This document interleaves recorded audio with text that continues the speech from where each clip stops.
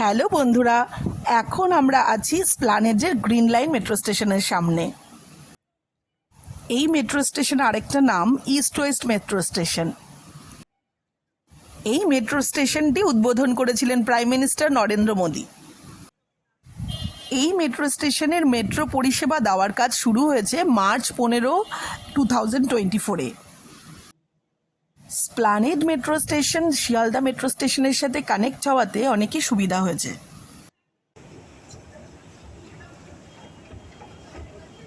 যে এখন যাব স্প্লানেড থেকে আমরা যাব সিটি সেন্টার 1-এ, তাই কত টিকিট আর সমস্ত ডিটেলস তোমাদেরকে বলবো। আর সময় ভীষণই কম লাগে এই স্প্লানেড থেকে সিটি সেন্টার 1। আগে এই স্প্লানেডে আসলে আমাদের সিটি সেন্টার 1-এ যেতে গেলে বাসে করে যেতে হতো, দুবার করে চেঞ্জ করতে হতো। সেটা এখন আর লাগছে না, একবার ডাইরেক্ট মেট্রোতে করে আমরা চলে যাচ্ছি।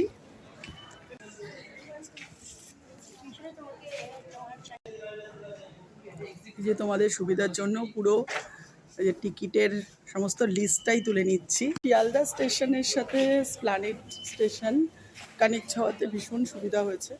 আমরা এখন স্প্লানেড থেকে ডাইরেক্টই চলে যেতে পারবো সিটি।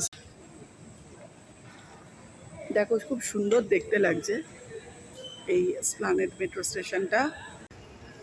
ভীষণই ঝাঁঝকচকে একটা মেট্রো স্টেশন। আমরা টিকিট কেটেছিলাম স্প্লানেড থেকে সিটি সেন্টার 1। ভালোই ভিড় ছিল মেট্রো স্টেশনে।